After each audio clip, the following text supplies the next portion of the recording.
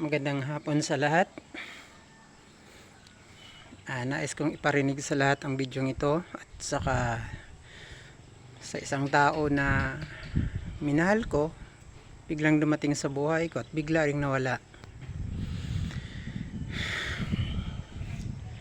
Alam mo, napakaganda ng kapaligiran. Sana kasing ganda ng buhay ko.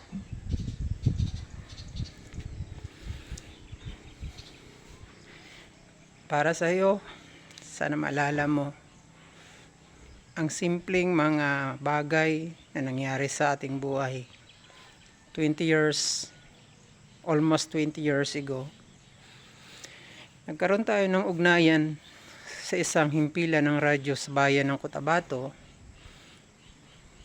sa isang programang bayanihan,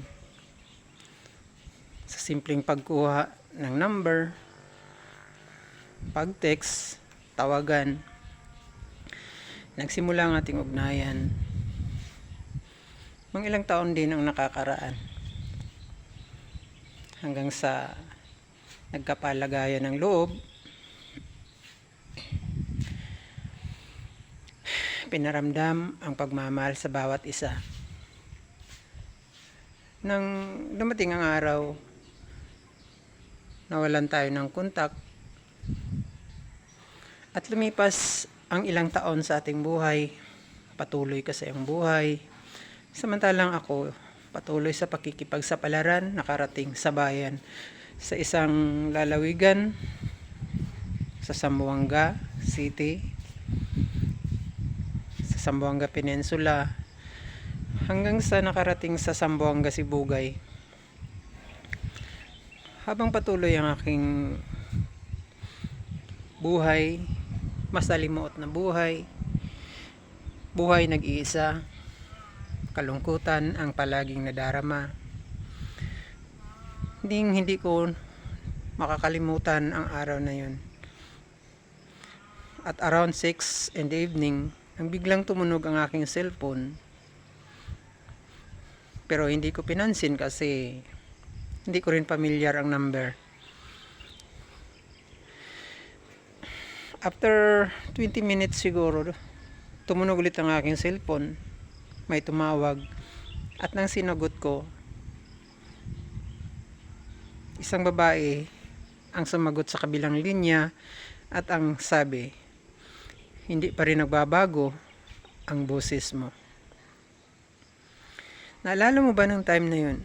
Napakasaya ko kasi nagkaroon tayo ng kontak sa mahabang panahon na naputol ang ating communication. Noon, mayroon kang karelasyon sa isang lugar na sakop ng Cebu, sa Pardo. Pero di nagtagal, sa hindi malamang dahilan, ay naging tayo ulit. Hanggang sa dumating ang isang araw na gusto kong pumunta ng Maynila. Ngunit sinabihan mo ako na dumaan sa kinaroroonan mo sa Pardo, Cebu. At doon nga, nagkita nga tayo. 2 araw at saka 2 gabi ako nanatili doon bago tumuloy ng Maynila. At nang doon ako sa Maynila, hindi pa rin tayo nawalan ng kontak. Alam mo bang saya ko noon? At sinabi mong puti pang bumalik ako. At bumalik nga ako sa Pardo. At doon nagkasama tayo. Pero naging masalimuot ang ating buhay noon. Puno ng pagsubok, ng hamon sa buhay. Hanggang sa ako'y inalipin ng mga problema, ng mga kabiguan ko sa buhay sa bayan, sa lugar na aking pinanggalingan. Inaamin ko sa panahong yun, hindi ko na iparamdam sa iyo ang tutong pagmamahal, ang pagpapahalaga. Sinayang ko, aminin ko, sinayang ko. Hanggang isang araw, it was July, umuwi ka sa Zamboanga at sabi mo, babalik ka. So, nangako na after 10 days, babalik ka. Pero biglang nawala ating kontak. Ilang taon din ang lumipas. Pinagsisihan at pinagdusahan ko ang lahat. Alam mo ba, wala akong pinapangarap, palagi kong hinahanap ang pangalan mo sa social media. Hanggang sa nagkaroon ako ng karelasyon. Almost 5 years din kaming nagkasama. Anong sinabi mo? Sinubaybayan mo ako. Lumuluha ka, umiiyak habang tinitingnan ang memories namin ng aking karelasyon. Dumating sa punto na hindi ko na kayanan ang pagtitiis sa ugali ng aking kinakasama. Nagkahiwalay kami. August 20. Pinalayas ko siya sa kinaroroonan ko, sa tinitirhan ko. Ayun, sa bahay na yun, na makikita sa baba. At dahil sinubaybayan mo ako sa mga post ko, nalaman mong nagkahiwalay kami at nagparamdam ka sa akin.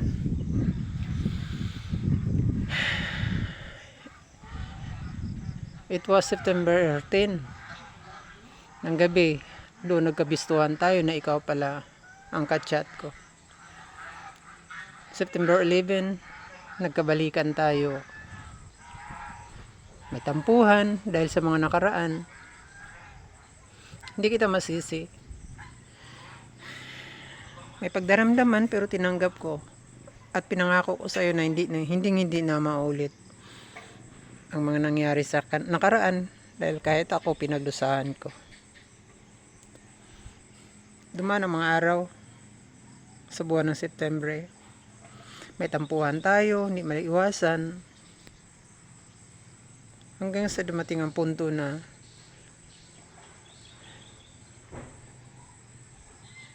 lumala yung tampuhan at bigla kang nawala. Tinatanong ko hanggang ngayon ang aking sarili, nasabi ko, how many years mo akong sinubaybayan? Sinabi mong hindi nagkaroon ng kapalit din sa buhay mo. Naging tayo ulit sa loob ng isang buwan. Bakit hinayaan mong mawala si Ridin ulit sa buhay mo?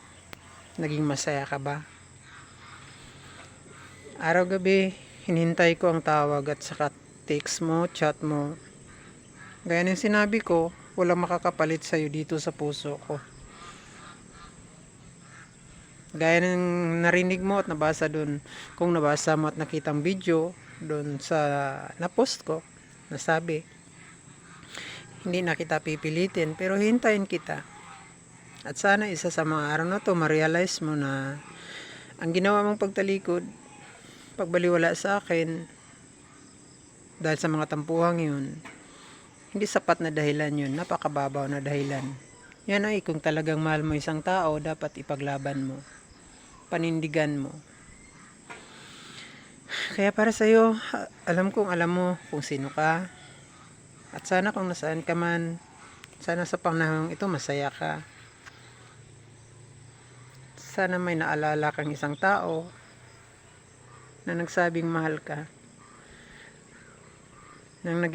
Nang nagkaroon pa tayo ng kontak, walang araw na hindi mo mababasa sa message ko na magsabing good morning, good afternoon, good evening. At nag-alala sa iyo sa kalagayan mo kung kumusta ka. Sana mag-ingat ka palagi. At sana kung maalala mo ang taong gumawa ng bidyong ito, makaasa ka, andito lang ako para sa iyo. Tawagan mo, chat mo. Anytime, hindi ka babaliwalain ng taong binaliwala mo. Hanggang dito na lamang sa lahat ng nanonood at saka nakikinig sa mga LDR. Sana hindi maging dahilan kung anumang tampuhan para sa isang hiwalayan. Tandaan ninyo, ang LDR, ang namagitan lamang ay ang komunikasyon. Kaya huwag ipagkait sa bawat isa. Iparamdam ang pagmamahal, ang pagkamis nyo sa bawat isa, ang pagpapahalaga nyo kahit malayo kayo sa bawat isa sa inyo. Long distance relationship, ay hindi sapat na dahilan para ang isang relasyon ay mabigo. Sa halip, dapat tatagan ang panindigan at ipaglaban ang taong sa inyo'y nagmahal ng tapat at totoo. Maraming salamat. Pagpalain kayo ng pong may kapal. Mag-ingat po tayong lahat. God bless us all.